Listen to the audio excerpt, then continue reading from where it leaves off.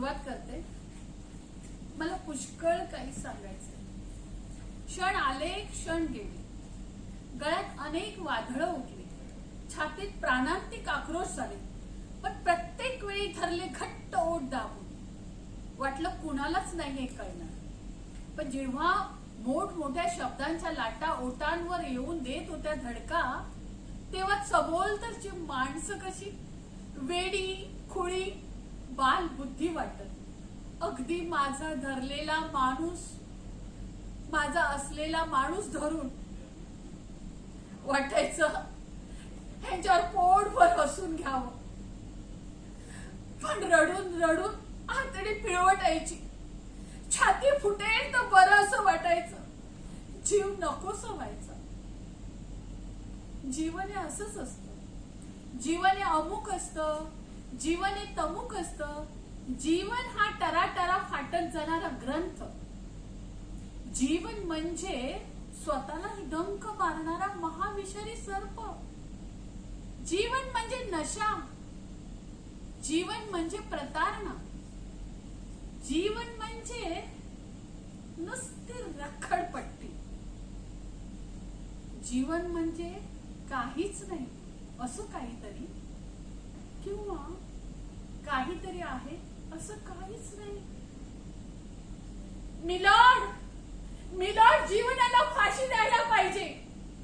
जीवन म्हणजे महाभयंकर आहे. न जीवन जीवन हरती. जीवनाची चौकशी करून त्याला कामावरून काढून टाकलं पाहिजे. का का पण मी माझ्या कामात काही कुचराई केली?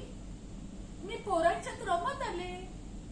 त्यांना छानपैकी शिक्षण देण्यात आले. आयुष्य सीधं साधं नाही. माणसं फार क्रूर होऊ शकतात. आपली रक्ताची माणसं सुद्धा आपल्याला समजून घेऊ शकत नाही. जीवनात एकच सर्वधर्म आहे, शरीर. तुम्ही नाही म्हटलं तरी शरीर. भावना या सगळ्या बोलायच्या गोष्टी हो. मला सारं दिसत होत. मी तेच जगत होते. पळून निघत होते. पण आहे कुणाला माहित? मी नाही त्या कोवळ्या कोवळ्या पोरांना हे शिकवलं. खरंच मी विष प्याले. मी निराशेत गेले, पण त्यांना आशावादी केलं. मग का माझा एकुलता एक माझी नोकरी तुम्ही हिरावून घेतात?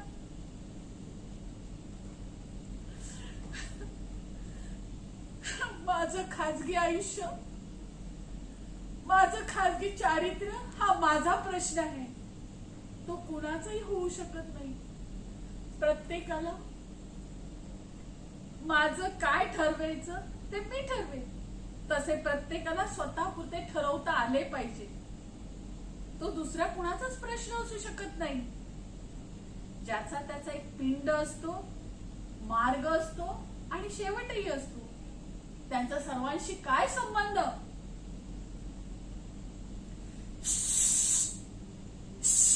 शांत, एकदम सायलेंट. अरे किती गोंगाट करता.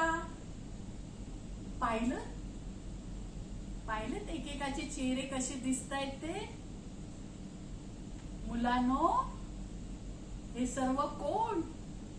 हे 20व्या शतकातील सुसंस्कृत माणसांचे अवशेष.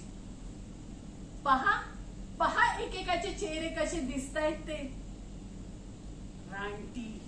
त्यांच्या ओठावर झिजलेले सुंदर सुंदर शब्द आहेत आणि पोटात अतृप्त वासना आहे. नका रे मला असं सोडून जाऊ. मला भीती वाटते. मला भीती वाटते. मला कबूल आहे. मी पाप केलंय. मी आईच्या भावावर प्रेम केलं, पण आमच्या घराच्या शिस्तीत माझ्या उमलत्या शरीराच्या बहरात तोच माझ्या जवळ आला.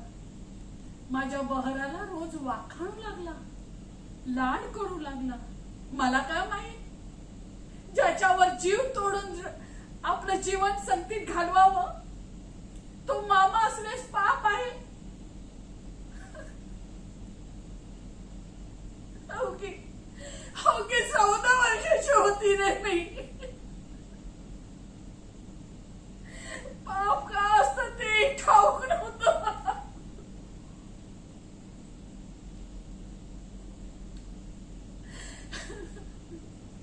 तरी सुद्धा आईकडे हट्ट केला लग्नाचा.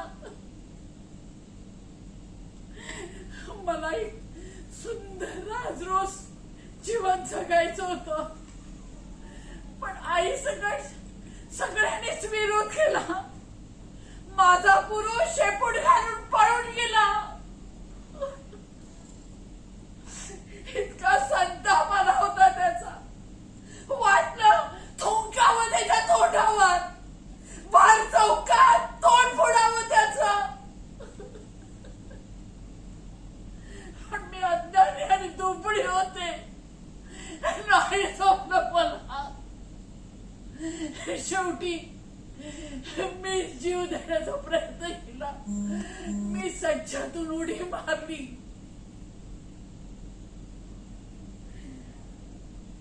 पण नाही मेले, शरीराने नाही मेले, मनाने नाही मेले.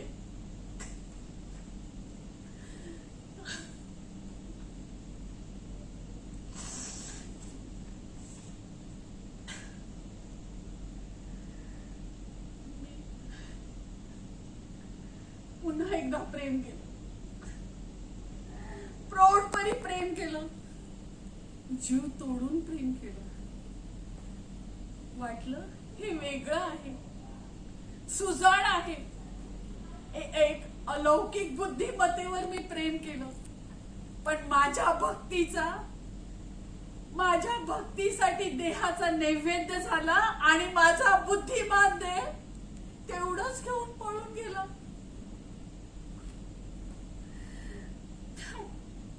माझी भक्ती नकोच होती त्याला. तो देव नव्हताच, तो माणूस होता. शरीरापुरतं होतं त्याचं, बस. पुन्हा तेच.